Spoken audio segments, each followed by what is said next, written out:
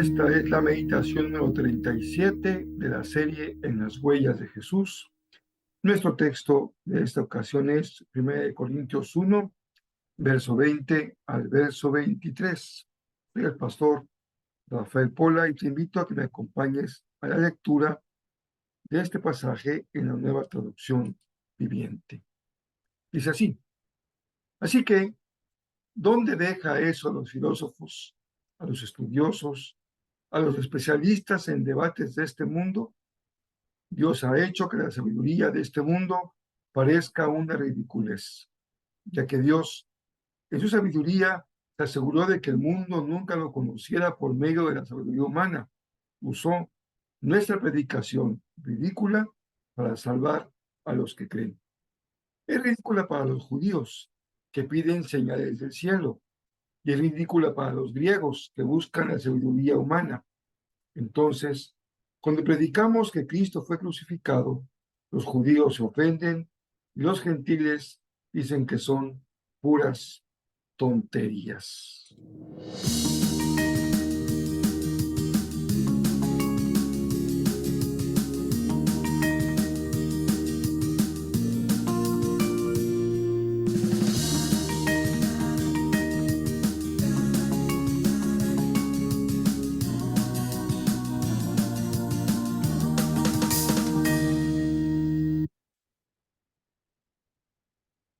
Cuando uno lee esta carta de Pablo, especialmente este párrafo, es muy interesante cómo Pablo desecha las dos vías más conocidas para generar conocimiento humano. Una de ellas es la base de todas las ciencias de carácter natural, que es justamente la experimentación de fenómenos observables, señales, dice Pablo.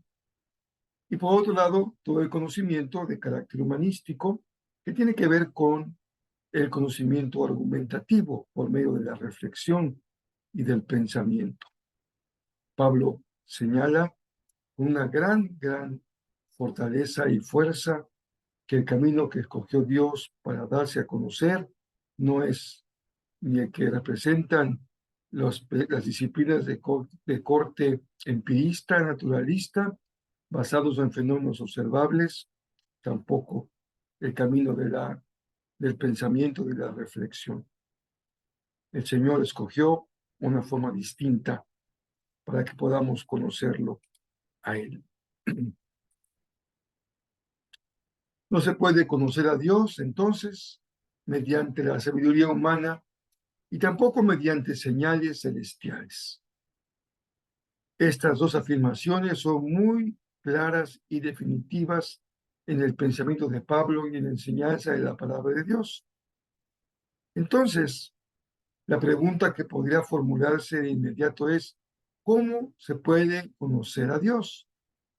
Ya sabemos cómo no se le conoce, pero quisiéramos preguntarle al apóstol de los gentiles, ¿cómo se le puede conocer?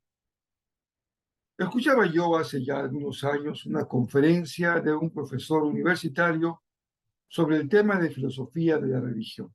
Y él decía en su ponencia que si bien podría contar con un argumento poderoso para demostrar la existencia de Dios, siempre en realidad queda ese espacio interior de una persona para decidir si cree o no. Frente al más débil argumento, hay quienes creen. Y frente al más poderoso argumento, hay quienes no creen. Claro que el Dios que se pretende demostrar mediante un argumento, como el de los griegos, no es el Dios personal, trino y uno del que nos hablan las Sagradas Escrituras. Justamente, la respuesta a la pregunta ¿es la fe un don indispensable para creer en Dios? Por ello, no caben las señales que piden los judíos, ya que si ellos deciden creer por lo que ven, entonces en realidad no están creyendo por fe, sino pretenden creer por aquello que pueden observar. Pablo señala que esos caminos no son los adecuados para creer en Dios, ni por un argumento, ni por un evento extraordinario. Dios escogió, escuchémoslo bien, bendigamos a Dios por ello. Dios escogió la predicación que Pablo llama ridícula, el anuncio del Evangelio del Reino, la proclamación del sacrificio de Jesús, es la vía que Dios escogió para que podamos creer en Él. Por eso hay que exponernos al Evangelio, hay que escuchar la palabra, porque es ella la que da testimonio de Jesús. El conocimiento de Dios que llega a nosotros mediante la predicación es justamente el que Dios había dispuesto.